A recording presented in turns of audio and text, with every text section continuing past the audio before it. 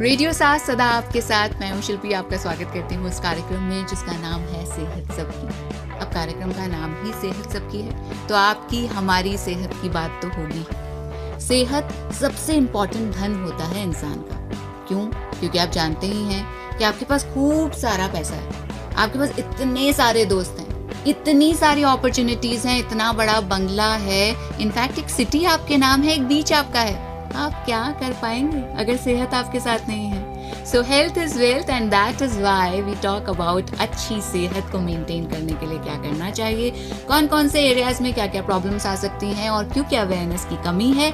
इसीलिए लगता है कि अब कुछ नहीं हो सकता, डर जाते हैं हम, घबरा जाते हैं। और वही डर और वही घबराहट कम करने के लिए, अवेयरनेस बढ़ाने के लिए, आपकी सेहत को और अच्छा करने के लिए हम इस कार्यक्रम में बुलाते हैं बहुत सारे एक्सपर्ट्स। और आज हमारे साथ आए हुए हैं doctor Mitesh Vashishtha, sports physiotherapist and orthopaedic physiotherapist, HOD physiotherapy department, eternal hospital. Thank you so much हमारे स्टूडियो में आने के लिए और अग्री करने के लिए, अपने बिजी शेड्यूल में से थोड़ा सा टाइम निकालने के लिए और हमें बताने के लिए कि क्या क्या हम कर सकते हैं और हमारे listeners. Thank you very much ma'am कि मेरे को यहाँ पे बुलाया गया है जिससे मैं सब लोगों को बता सकूँ कि उनको कैसे स्वस्थ रहना है, कैसे अपनी आदतों को स्वस्थ रखना है, जिससे वो अपनी हेल्दी लाइफस्टाइल निकाल सकें। क्या बात है। अच्छा, सबसे पहले तो यही बताइए कि ये जो स्पोर्ट्स फिजियोथेरेपिस्ट होते हैं करते क्या हैं? बेसिकली क्या होता है कि स्पोर्ट्स फिजियोथेरेपिस्ट का मतलब है कि आपको स्पोर्ट्स से रिलेटेड इंजरीज के बारे में जानना, कि आपको किस स्पोर्ट्स में कैसे इंजरी हो सकती है, उस इंजरी को आप कैसे हैंडल कर सकते हैं, कैसे उससे रिकवर कर सकते हैं एंड वापस स्पोर्ट्स में रिजॉइन कर सकते हैं। इसलिए ये स्पोर्ट्स फिजियोथेरेपिस्ट एक स्पेशलाइजेशन होता है जो अपने कई सारे क्रिकेटर्स, कई सारे स्पोर्ट्स में, बहुत सारे स्पोर्ट्स में जो यूज होती है। ये चीज है। अच्छा, अब आप कह रहे हैं कि ऑर्थोपेडिक फिजियोथेरेपिस्ट भी हैं, what is the difference? Orthopaedic physiotherapist basically जैसे अपने जॉइंट्स पेन हो गए, अपने कई सर्जरीज होती हैं ऑर्थोपेडिक्स में, जैसे फ्रैक्चर केसेस होते हैं उसमें फिजियोथेरेपी हो गई, जैसे नी रिप्लेसमेंट होते हैं आजकल, शोल्डर कई सारे रिप्लेसमेंट्स होते हैं, उसमें फिजियोथेरेपी हो गई, तो उसमें स्पोर्ट्स ऑर्थोपेडिक फिजियोथेरेपी उसमें स्पेशलाइजेशन होता है। तो बेसिकली ये मोटा मोटा अपने को फिजिकल हेल्थ के ऊपर ध्यान देने के लिए ये फिजियोथेरेपी काम करती है। अच्छा, आपने बोला रिप्लेसमेंट के बारे में, तो मेरे दिमाग में एक क्वेश्चन आया कि किस किस चीज का हमारी बॉडी में रिप्लेसमेंट हो सकता है? देखो, वैसे तो आजकल सब साइंस में सब चीज का रिप्लेसमेंट होने लग गया, इवन हार्ट का भी रिप्लेसमेंट होता है। बट कॉमनली जो अपन ऑर्थोपेडिक्स में होता है वो सबसे ज्यादा कॉमन है नी रिप्लेसमेंट और हिप रिप्लेसमेंट। ठीक है, कई सारी कंडीशंस होती हैं बट मोस्ट कॉमनली कंडीशन होती है आर्थराइटिस, जो एज के साथ सबको डेवलप होता है। कई बार अपना जो बॉडी वेट होता है वो बहुत ज्यादा हो जाता है, या कई सारी सर्टेन कंडीशंस होती है जिसकी वजह से आर्थराइटिस डेवलप हो जाता है। उस आर्थराइटिस की स्टेजेस होती हैं। अगर आप अर्ली स्टेजेस में आर्थराइटिस को कवर करते हुए एक्सरसाइजेस तो आपकी थोड़ी सी लाइफस्टाइल हेल्दी हो जाती है। बट अपन लेमैन है, लेमैन उतना फोकस नहीं करता एक्सरसाइजेस पे, शायद इसीलिए आपका प्रोग्राम भी ये अपन ने रन किया है। तो इसमें फिर नी रिप्लेसमेंट करते हैं जब आर्थराइटिस एडवांस स्टेज में पहुंच जाता है, या कई सारी हिप की कंडीशंस होती हैं जिसमें एवास्कुलर नेक्रोसिस होता है, जिसमें टिश्यूज डेड हो जाते हैं अपनी बोन्स के, उसमें अपन हिप रिप्लेसमेंट करते हैं। तो उस रिप्लेसमेंट के बाद अपने को फिजियोथेरेपी की जरूरत पड़ती है। ये वाली चीज। ओके, तो ये आपने जो बताया है उससे मेरे दिमाग में एक और क्वेश्चन आ रहा है। वैसे तो वो मुझे बाद में पूछना चाहिए, लेकिन फिर भी अभी आया है तो अभी पूछ लेती हूँ कि ये जो रिप्लेसमेंट हो जाते हैं उसके बाद ये जो ओरिजिनल जो हमारा था उससे कितना कम काम करते हैं? क्योंकि वैसा तो नहीं कर सकते ऑब्वियसली। देखो, ये जैसे ओरिजिनल 100% काम करता है तो ये 99% काम करता है। वाह, 99% काम करता है। साइंस ने इतनी टेक्नोलॉजी एडवांस कर ली है कि अब आपको फील ही नहीं होगा कि आपने रिप्लेसमेंट कराया है। वाह। और ये कितना टाइम का प्रोसीजर? ऐसा कोई टाइम फिक्स नहीं होता कि इतने टाइम के लिए। ये देखो अपनी हेल्दी लाइफस्टाइल के ऊपर डिपेंड करता है। आपके नेचुरल बोन्स भी खराब हुए हैं तो ये भी आर्टिफिशियल जॉइंट होते हैं, अगर आप इनकी भी केयर नहीं करेंगे तो ये भी खराब हो सकते हैं। राइट, बिल्कुल सही कहा आपने। 90.4 रेडियो साथ पर मैं हूँ शिल्पी, कार्यक्रम का नाम है सेहत सबकी, और आज हमारे साथ जुड़े हुए हैं doctor Mitesh Vashishtha, sports physiotherapist and orthopaedic physiotherapist, HOD और फिजियोथेरेपी डिपार्टमेंट, इटर्नल हॉस्पिटल। और वो हमें बता रहे हैं कि फिजियोथेरेपी कब इम्पॉर्टेंट हो जाती है, कब इसकी ज़रूरत पड़ती है, कैसे आप नी इंजरी से बच सकते हैं, रिप्लेसमेंट को रोकने के लिए, दूर करने के लिए आपको अपने ओरिजिनल नीज़ का या अपनी बॉडी का किस तरह से ख्याल रखना चाहिए, अपनी बोन्स का कैसे ख्याल रखें, जॉइंट्स का कैसे ख्याल रखें। और आज वो हमें बता रहे हैं कि फिजियोथेरेपी क्या होती है और क्यों ज़रूरत पड़ती है। फिजियोथेरेपी की ज़रूरत ही ना पड़े, आपकी ज़रूरत लोगों को ना पड़े, उसके लिए लोगों को क्या करना चाहिए? देखो, वैसे हम चाहते हैं कि फिजियोथेरेपी की कम जरूरत पड़े, किसी को नहीं पड़े, बट आपको एक्सरसाइजेस करने के लिए, आपको अपनी डेली लाइफ स्टाइल को सही करने के लिए एक गाइडेंस की जरूरत होती है। बिल्कुल। उस गाइडेंस के लिए एक अच्छे फिजियोथेरेपिस्ट का होना बहुत जरूरी है, क्योंकि कई बार अपनी कई सारी एक्सरसाइजेज अपन यूट्यूब से या कोई बताता है उसको देख के करते हैं, तो आप करो एक्सरसाइज, बट आप एक गाइडेंस में करो, क्योंकि कई सारी एक्सरसाइज में पोजीशंस का बहुत फर्क पड़ता है। जरा सी एक गलत पोजीशन से आपकी दूसरी मसल पे इफेक्ट पड़ेगा और वो पेन करने लग जाएगी। जी। तो कई लोगों को कंप्लेंट आती है कि सर हमने तो यूट्यूब से देख के एक्सरसाइज करी थी और ये चीज गड़बड़। आपने करी, ठीक है, बट उसमें एक एक्सपर्ट की ओपिनियन होनी चाहिए, जिससे वो पता कर सके कि अपन किस मसल के लिए कर रहे हैं और क्या मसल कैसे एक्ट करती है। अपने शरीर में बहुत सारी मांसपेशियां होती है, हर मांसपेशी का एक पर्टिकुलर काम होता है। अच्छा। अगर उस मांसपेशी का काम समझ के उस मूवमेंट को करोगे तो आपको कभी इंजरी नहीं होगी, कभी आपको पेन नहीं होगा। जी। लेकिन बहुत सारे ऐसे आसन होते हैं, आई वुड नॉट से एक्सरसाइज में तो क्या होता है, वार्म अप हो जाता है बॉडी का और जो मसल्स हैं वो एक्टिव हो जाती हैं। लेकिन कई सारे आसन होते हैं जो बड़े एक्सट्रीम से होते हैं, जैसे कि मैं कई दिनों से ट्राई कर रही हूँ शीर्षासन। अब शीर्षासन जो है वो मैं घर पे ही ट्राई कर रही हूँ। जैसे कि आप कहते हैं कि सभी यूट्यूब से देख कर के आप 10 दिन में शीर्षासन सीख जाएंगे, आप 1 महीने में शीर्षासन करने लग जाएंगे। तो वो जो हेड स्टैंड है वो मैंने जब ट्राई करा तो मेरे जो मसल्स की मेरे शोल्डर्स की जो मसल्स हैं वो बहुत स्टिफ हो गई और मुझे ऐसा लगा कि मैं कुछ गलत कर रही हूँ। लेकिन वो कुछ दिनों में अपने आप ही नॉर्मल हो गई and then when I continued doing it, मैंने प्रैक्टिस करना जारी रखा तो वो धीरे धीरे ठीक भी हो गई। अब देखिए, आपने जो किया, जी, जो आपने बताया कि आपकी शोल्डर्स मसल टाइट हो गई थी, बिल्कुल आप रेगुलर एक्सरसाइज करते रहेंगे तो वो मसल की टाइटनेस चली जाएगी। बट कई लोग ऐसे होते हैं, क्योंकि हर एक की बॉडी की फिजियोलॉजी, हर एक की बॉडी की संरचना अलग होती है, तो जरूरी नहीं कि आपका पेन सही हो गया तो किसी और का भी पेन सही हो जाएगा। बहुत सारे लोग होते हैं ऐसे कि बिल्कुल ही मत करो। हाँ, अब आप जैसे शीर्षासन अपन एक एग्जांपल ले रहे हैं, अब शीर्षासन में सबसे ज्यादा बॉडी वेट अपनी नेक पे आता है ना। तो वो करने के लिए आपको सबसे पहले अपनी नेक मसल्स को स्ट्रॉन्ग करना होगा, जिससे जो उस योगा का या जो उस आसन का जो इम्पैक्ट है वो आपकी मसल्स पे उतना ना पड़े। जी। उससे आपकी नेक मसल्स पे इम्पैक्ट नहीं पड़ेगा, तो जैसे आपने बताया कि शोल्डर्स पेन जो हुआ वो चीज़ नहीं होगी, कईयों को नेक पेन होने लगा वो चीज़ नहीं होगी, कईयों को कंप्रेशन आने लग जाता है तो हाथों में भी पेन आने लग जाता है, वो चीज़ नहीं होगी।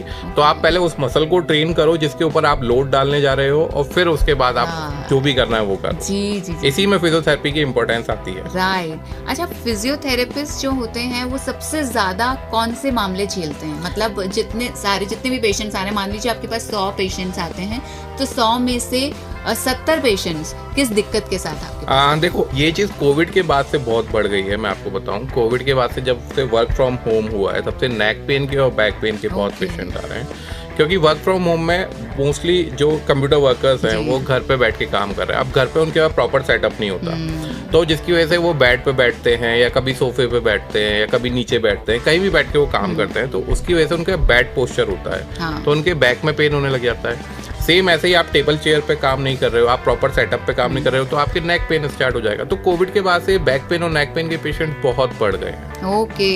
और इसके अलावा ये भी होता होगा कि वो जो इतना सा वर्कआउट ऑफिस जाने तक का होता था, of getting ready at a certain time, वो भी रुक गया। हाँ, एग्जैक्टली। अब ऑफिस में क्या होता है, हर चीज का एक प्रॉपर टाइम होता है कि आपने इतनी देर काम किया, फिर आपने थोड़ा सा लंच ब्रेक हो गया या कोई भी ब्रेक हो गया आपका।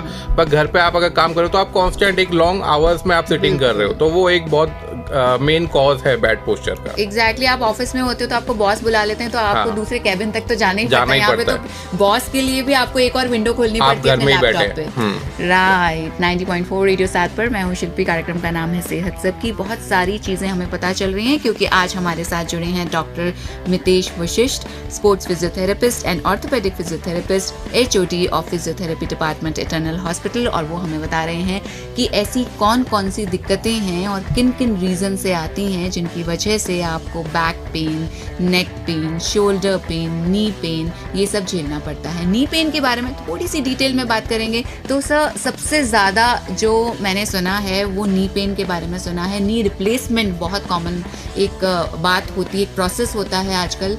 लेकिन मैं ये कह रही हूँ कि अब घुटने ज़्यादा चलने से घिसते हैं या ना चलने से घिसते हैं? नहीं, ऐसा नहीं है कि आपको घुटने ज्यादा चलने से घिसेंगे। भगवान ने दिए ही घुटने चलने के लिए। अच्छा। तो उनको अपन यूज नहीं करेंगे तो वो खराब हो जाएंगे। अच्छा।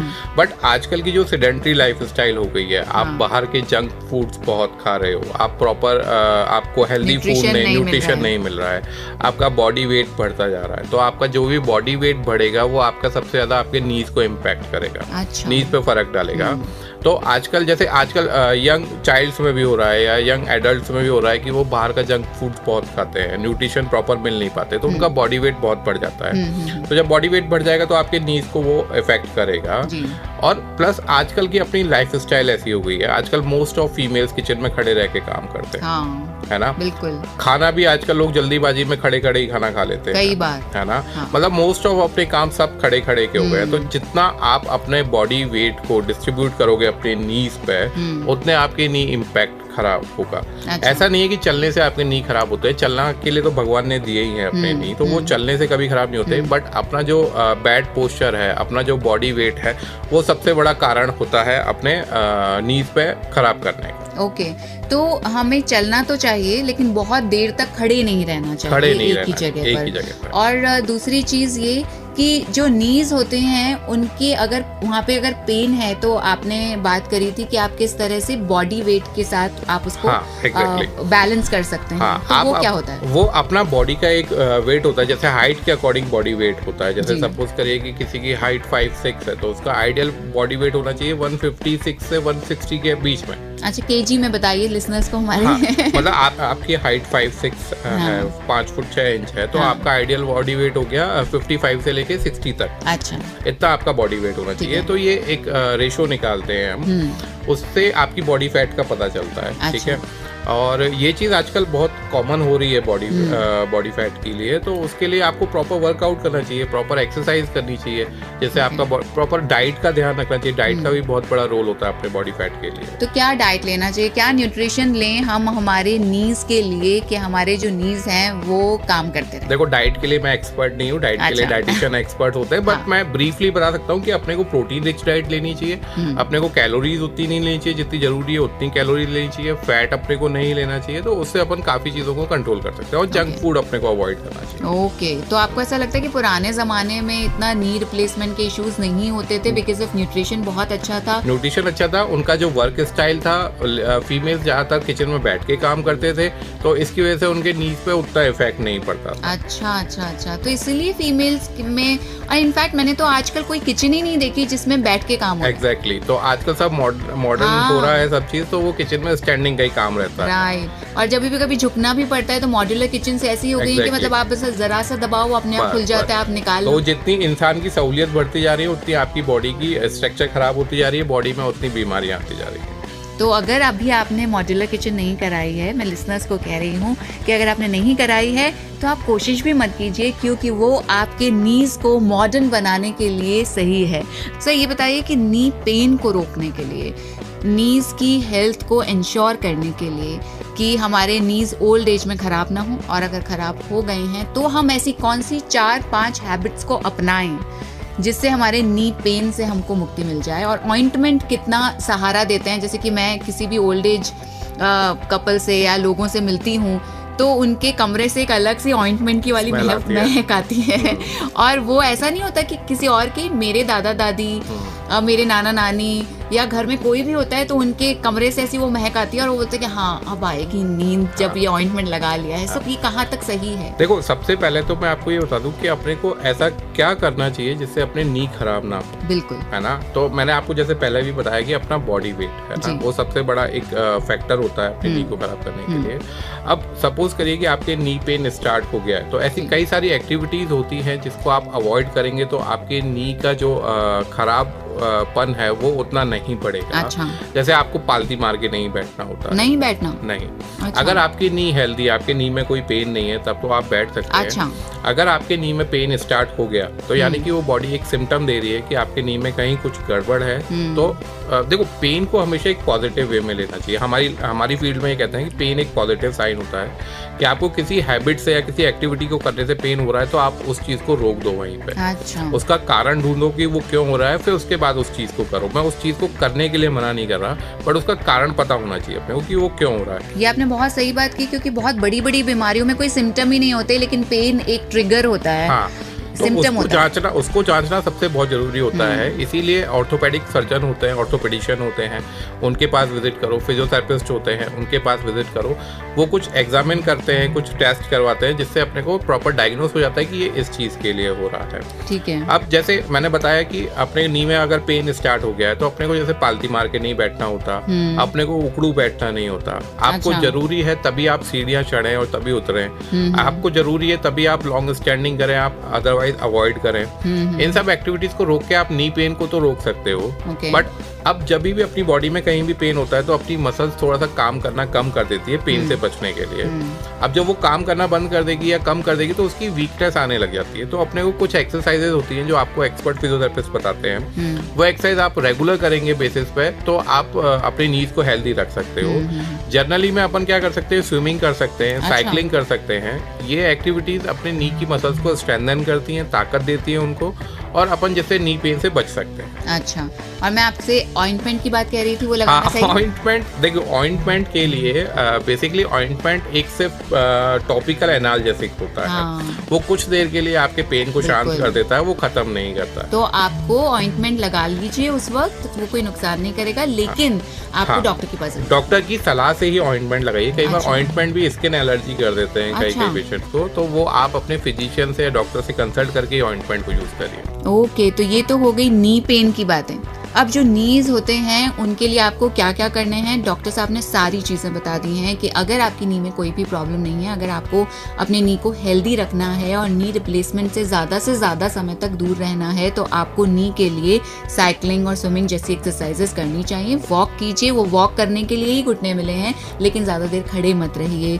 घुटनों का इस चीज़ में मतलब कोई भी चीज़ अगर आप बैलेंस में करते हैं तो सही है, अति हर चीज़ की बुरी है। और अगर आपको घुटनों में दर्द शुरू हो गया है तो बहुत सारी चीज़ें आपको नहीं करनी है, जैसे आपको उकड़ू नहीं बैठना है, आपको पालती मार के नहीं बैठना है, या आपको ज़्यादा सीढ़ियाँ नहीं चढ़नी है। तो अगर आपको ये सारी चीज़ें आपको आज पता लग गई हैं तो इनको फॉलो ज़रूर कीजिएगा। और अब ये जो बैक पेन है वो क्यों आता है, इससे कैसे बचा जा सकता है, वो क्यों महिलाओं में ज़्यादा देखा जाता है? देखो, पहले तो मैं आपकी उस बात का आंसर दे देता हूँ कि अपन ने शाहरुख खान, आमिर खान और इन सबको अपन देखते हैं कि वो इतनी एज में इतने फिट कैसे हैं। तो आप देखना उनकी दो चीजें बहुत कॉमन होती है, एक तो डाइट, दूसरा एक्सरसाइज। राइट, एग्जैक्टली, है ना।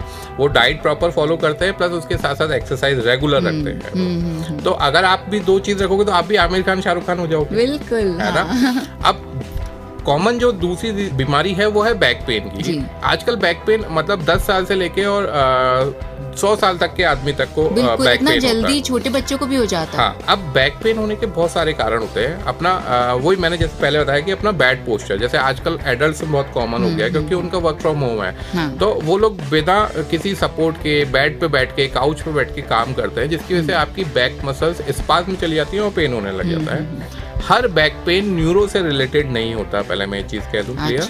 आपको उसको आइडेंटिफाई करने के लिए, उसको क्लियर करने के लिए आपको अपने किसी फिजियोथेरेपिस्ट को या डॉक्टर को दिखाना होता है।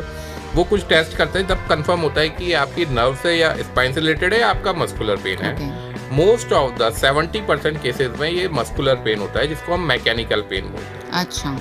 आप मैकेनिकल पेन इसीलिए बोलते हैं कि आपकी जो बॉडी की बायोमैकेनिक्स है, आपकी जो बॉडी की संरचना है, उसको आपने चेंज कर दिया, जिसकी वजह से आपको पेन स्टार्ट होने लगा। अच्छा।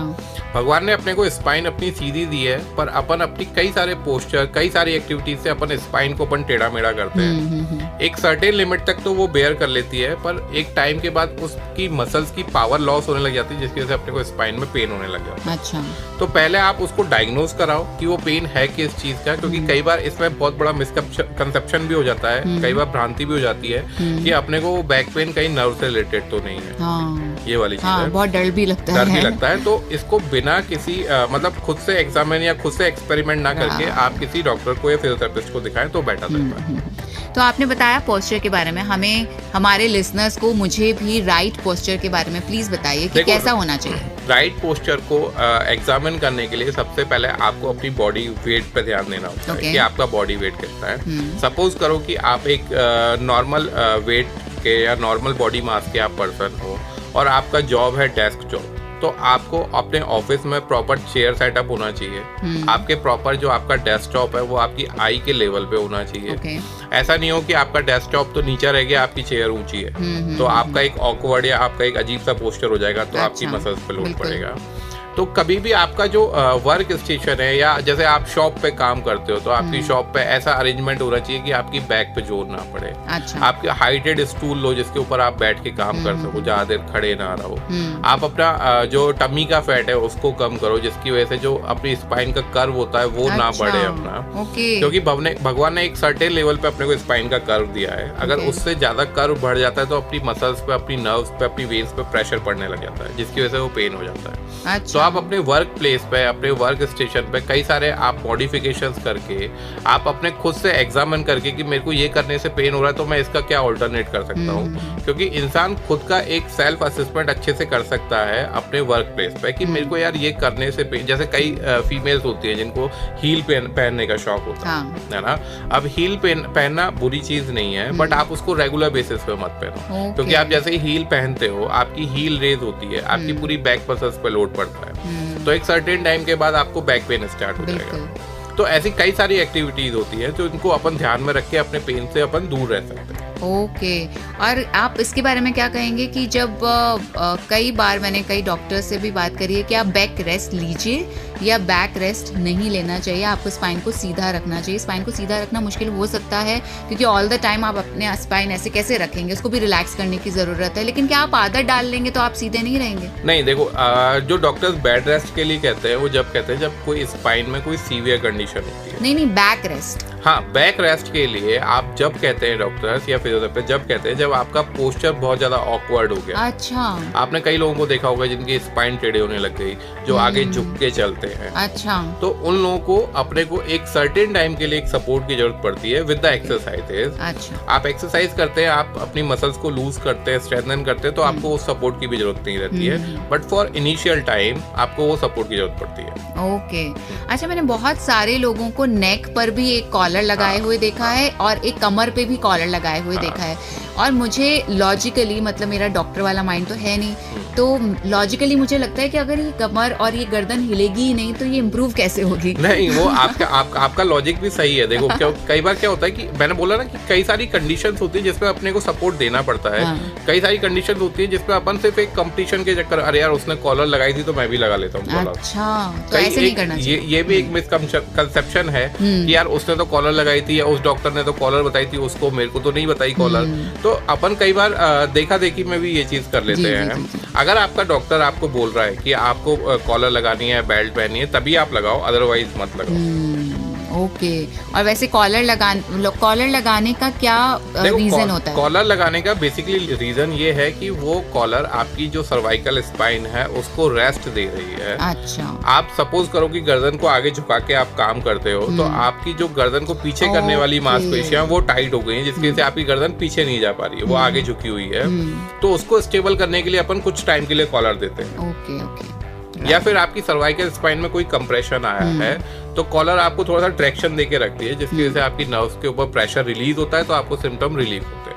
अच्छा, और आपने जितने भी लोग आपके पास आते हैं फिजियोथेरेपी को लेकर या प्रॉब्लम्स को लेकर, तो आप क्या देखते हैं सबसे ज्यादा प्रॉब्लम्स कैसे पोस्चर वालों के आती है, जब जिनके कंधे स्टिफ होते हैं, फ्रोजन होते हैं? फ्रोजन शोल्डर का क्या कॉन्सेप्ट है, ये भी हमारे लिसनर्स को देखो। फ्रोजन शोल्डर एक कंडीशन है जो बेसिकली 90% डायबिटिक वाले पेशेंट्स में होती है। अच्छा। क्योंकि डायबिटीज वाले पेशेंट्स में अपने शरीर का जो ग्लूकोज लेवल है बहुत अनस्टेबल होता है।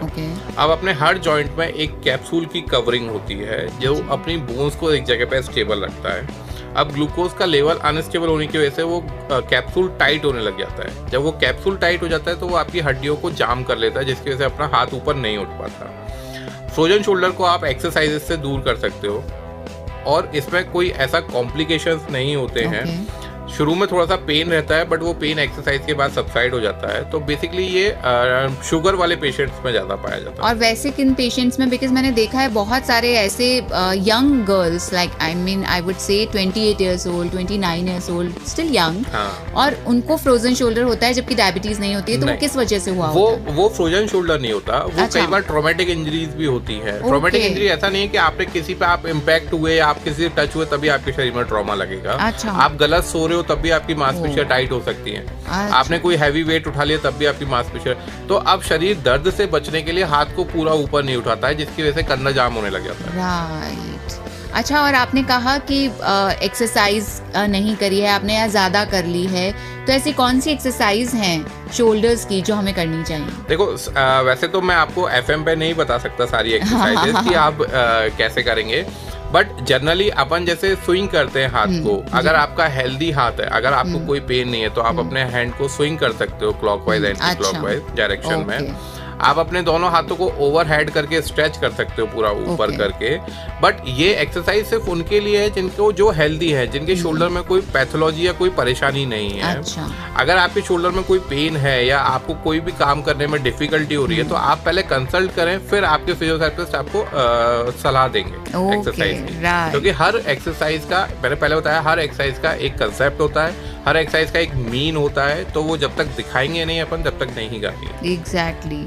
सो डॉक्टर साहब बार बार कह रहे हैं कि आप अपना इलाज मत कीजिए, क्योंकि हर चीज़ की हर एक सिम्टम होता है, और वो जो सिम्टम होता है उसके पीछे की जो गहराई है वो एक डॉक्टर ही समझ सकते हैं। कि आपने एक एक्सरसाइज देख ली और आपने वो फॉलो कर ली, उससे शायद हो सकता है फॉर 1% आपको वो वाला पेन तो रिलीज हो जाए, लेकिन आपको कोई दूसरा पेन, दूसरी परेशानी आपको घेर सकती है। इसलिए ज़रूर डॉक्टर से कंसल्ट करें अगर आपको किसी भी एरिया में अपनी बॉडी में पेन लग रहा है। और नी पेन के लिए उन्होंने हमें बताया, बैक पेन के बारे में हमें बताया। अच्छा, बैक पेन महिलाओं में ही क्यों होता है?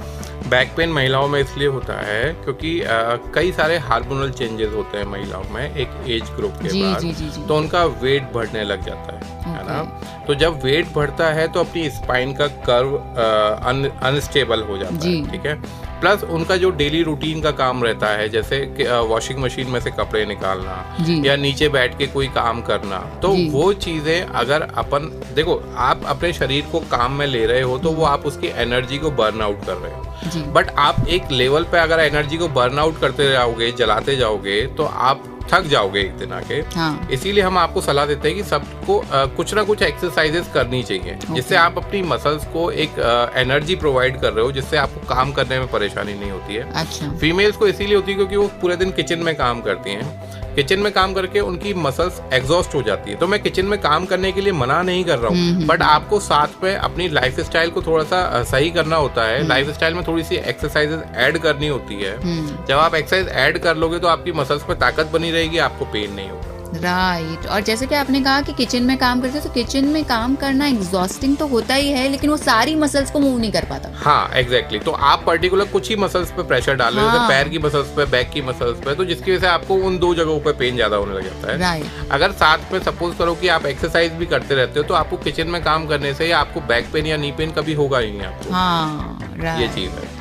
तो किचन में काम करना जितना एग्जॉस्टिंग होता है, वो काम करना कम नहीं होता, लेकिन वो काम आपकी बॉडी के हर पार्ट पे, हर मसल पे नहीं हो रहा है। इसीलिए एक्सरसाइज करना बहुत ज़रूरी होता है। मैंने अक्सर लेडीज़ को ऐसा कहते सुना हुआ है कि हम तो किचन में इतना काम कर लेते हैं, हमसे ज़्यादा कोई काम करता ही नहीं है। लेकिन सारे बॉडी पार्ट्स के लिए तो काम नहीं हो रहा है, मसल्स पे सारी पे काम नहीं हो रहा है। इसीलिए एक्सरसाइज करना बहुत ज़रूरी है। और जैसा कि सर ने बोला कि अगर आप शाहरुख खान, आमिर खान और सलमान खान और जितनी भी बड़ी बड़ी एक्ट्रेसेस हैं जो लगती नहीं हैं, जैसे मलाइका अरोड़ा, वो बिल्कुल भी नहीं लगती हैं कि वो इतनी ज़्यादा एज की हैं, लेकिन अगर आप उनको देखें, उनके रूटीन को देखें, तो वो न्यूट्रिशन का और अपनी एक्सरसाइज का बहुत ज़्यादा ध्यान रखते हैं। अगर आप भी ऐसा करें तो आप भी इन सारे जो पेन्स हैं इनसे निजात पा सकते हैं। लेकिन अगर कोई पेन आपके दर पर दस्तक दे रहा है तो प्लीज़ सबसे पहले आप डॉक्टर के दर पर दस्तक दीजिए। रेडियो 7 पर मैं हूँ शिल्पी, कार्यक्रम का नाम है सेहत सबकी, कहीं मत जाएगा। हमारे साथ हैं doctor Mitesh Vashishtha, sports physiotherapist and orthopaedic physiotherapist, HOD of physiotherapy department eternal hospital, और वो हमें बता रहे हैं फिजियोथेरेपी के बारे में, कब कब ज़रूरी होती है, कैसे लेनी चाहिए, कैसे आप अपने नीज़ का, अपनी बैक का ख्याल रख सकते हैं, पोस्चर राइट कौन सा होना चाहिए, किस तरह ओबेसिटी बहुत सारी प्रॉब्लम्स की जड़ हो सकती है। डायबिटिक पेशेंट्स जो होते हैं उनको बहुत सारी प्रॉब्लम्स फेस कर सकते हैं वो। इसके अलावा फ्रोजन शोल्डर का कॉन्सेप्ट क्या होता है, रिजिड शोल्डर्स क्या होते हैं, या लचीलापन ना होना, बॉडी में फ्लेक्सिबिलिटी ना होना, ये सारी प्रॉब्लम्स के कारण आप कहाँ कहाँ पे पेन फेस कर सकते हैं और आपको क्यों डॉक्टर्स के पास जाना सबसे ज़्यादा सही लगना चाहिए, यानी जाना ही चाहिए। कि सर, जो लिसनर्स अभी तक हमारे साथ नहीं जुड़ पाए थे किसी रीज़न से, तो उनको आप क्या कहना चाहेंगे कि कैसे अपनी बॉडी का, बोन्स का, जॉइंट्स का ख्याल रखा जाए? देखो, अपना शरीर एक मशीन की तरह होता है। अगर आप मशीन को नहीं चलाओगे तो वो जैम हो जाएगी, ठीक है। ऐसे ही अपना शरीर होता है कि अगर आप अपने शरीर की किसी भी मसल्स को यूज़ नहीं करोगे या ओवर यूज़ करोगे तो वो चीज़ जाम हो जाएगी, खराब हो जाएगी। जी जी जी, सिंपल सी चीज़ है, क्योंकि अपना शरीर भी एक मशीन ही है। अब इसमें फिजियोथेरेपी का इंपॉर्टेंस इसलिए है क्योंकि फिजियोथेरेपिस्ट एक्सपर्ट होते हैं आपको एक्सरसाइजेस गाइड करने में। उनको हर मसल के बारे में पता होता है कि आपको किस मसल को कितना यूज़ करना है और कैसे यूज़ करना है। तो फिजियोथेरेपी यहाँ पे ज़रूरत पड़ती है। आप अपने शरीर को, ऐसा नहीं है जैसे फीमेल्स कहती है कि हम तो किचन में पूरे दिन काम करते हैं तो हमारा शरीर सही रहता है। ऐसा नहीं है, क्योंकि किचन में आप कुछ ही मसल्स को ओवर यूज़ कर रहे हो, आप काम नहीं कर रहे हो, ओवर यूज़ कर रहे हो। तो आपको सारी मसल्स की एक्सरसाइज करनी होती है जिससे आपकी ओवरऑल जो बीमारियां हैं उनसे दूर रहें। ऐसी ऑफिस वर्कर्स होते हैं, वो सिर्फ काम पे फोकस करते हैं, अपने शरीर की मांसपेशियों पे फोकस नहीं करते। तो आप जितना अपनी एक्सरसाइजेस पे ध्यान दोगे, जितना आप अपनी मसल्स को यूज़ करोगे, उतना बेनिफिट होगा आपको। बट एक सुपरविजन में, एक गाइडेंस में होनी चाहिए। ऐसा नहीं कि आपने यूट्यूब से देख के आप एक्सरसाइजेस कर रहे हो, क्योंकि कई बार एक्सरसाइजेस अपने को गलत भी कर देती हैं। तो अपने को एक प्रोफेशनल और एक अपने को स्पेशलिस्ट के पास जाके एक्सरसाइज से गाइडेंस लेनी चाहिए। सबको जीवन में एक्सरसाइज करनी चाहिए। जो एक्सरसाइज नहीं करता है उसको भी करनी चाहिए एक्सरसाइज। थोड़ा सा अपन समय निकाल सकते हैं 10 मिनट का अपने जीवन में। बाकी तो मैं यही कहूँगा कि सबको एक्सरसाइज करनी चाहिए। हेल्दी लाइफस्टाइल बहुत ज़रूरी है आज के टाइम पे, और कोविड के बाद से तो बहुत ज़्यादा ज़रूरी है सबको हेल्दी लाइफस्टाइल। तो कुछ भी करें, कोई स्पोर्ट्स खेलें या कुछ भी एक्टिविटी करें, बिज़ी रहें, अपनी मसल्स को बिज़ी रखें, सबसे एक्सरसाइज करें, और एक्सरसाइज से जुड़ना ही है अपने को। बाकी अपने को ये ध्यान रखना है कि किसी को भी अगर कोई भी पेन होता है, कोई भी अगर अपनी किसी भी दर्द से अगर फील कर रहा है, ग्रसित है, तो उसको सबसे पहले अपने डॉक्टर से कंसल्ट करना चाहिए, जिससे उसको पता चले कि ये पेन उसके ख़राब के लिए नहीं है, उसके बुरे के लिए तो नहीं है। अगर वो इस चीज़ को कंसल्ट करके डॉक्टर बोलते हैं कि नहीं आपका पेन सही है, तो आप एक्सरसाइज रेगुलर रख सकते हैं। क्योंकि कोई भी एक छोटी सी भी बीमारी एक बड़ा रूप ले सकती है। तो आप अपने घर पे इलाज ना करें, किसी भी अच्छे डॉक्टर से कंसल्ट करें, इस चीज़ का ध्यान रखें। वाह, आपने बहुत ही अच्छे से समराइज कर दिया हमारे पूरे एपिसोड को। बहुत सारी अच्छी अच्छी बातें बताई डॉक्टर साहब ने कि अगर आपको कहीं पर भी पेन होता है तो सबसे पहले डॉक्टर से कंसल्ट करना है। उस पेन को आप थोड़ी देर के लिए, तो हो सकता है कि आपने उस दिन ज़्यादा चल लिया हो और वो पेन सबसाइड हो जाए उस ऑइंटमेंट से, लेकिन अगर 2-3 दिन बाद फिर वही पेन आ रहा है तो ये आपके लिए थोड़ा सा एक अलार्मिंग फीचर हो जाएगा कि भाई अब तो आपको डॉक्टर के पास जाना ही चाहिए। दूसरी चीज़, अगर आपको अपने नीज़ को, अपनी बैक को, सबको हेल्दी रखना है तो आप एक्सरसाइज डेली रूटीन में कीजिए। आप स्विमिंग कर सकते हैं, साइकिलिंग कर सकते हैं, वॉकिंग बहुत अच्छी एक्सरसाइज है। ये आपकी बॉडी की सारी मसल्स को ट्रिगर करती है, उनको एनर्जेटिक कर देती है। इसके अलावा अगर आपको पेन ऑलरेडी है तो नीज़ पर ज़्यादा आप टेंशन मत लाइए। आपको आलती पालती मार के नहीं बैठना है, आपको उकड़ू नहीं बैठना है, सीढ़ियाँ नहीं चढ़नी है, अपने को वो एक्टिविटीज नहीं करनी जिसमें अपने को पेन हो रहा है। राइट। तो मतलब जिस चीज़ में पेन हो रहा है आप उसी को काम पे लगाए जा रहे हैं। मतलब जैसे मान लीजिए कि 4 लोग हैं, 4 लोगों में एक की तबीयत खराब है, तो उस तबीयत खराब वाले से तो आप ज़्यादा काम नहीं करवाएंगे। तो सेम वेज ऐसे ही आपको अपनी बॉडी का भी ख्याल रखना है। Thank you so much doctor साहब हमारे स्टूडियो में आने के लिए और हमें इतना सब कुछ बताने के लिए। Thank you. रेडियो 7 सदा आपके साथ इसी तरह एक और एक्सपर्ट के साथ फिर आपसे मुलाकात करूंगी इस कार्यक्रम में जिसका नाम है सेहत सबकी। तब तक के लिए मुझे दीजिए इजाजत और सुनते रहिए रेडियो 7 सदा आपके साथ। नमस्कार।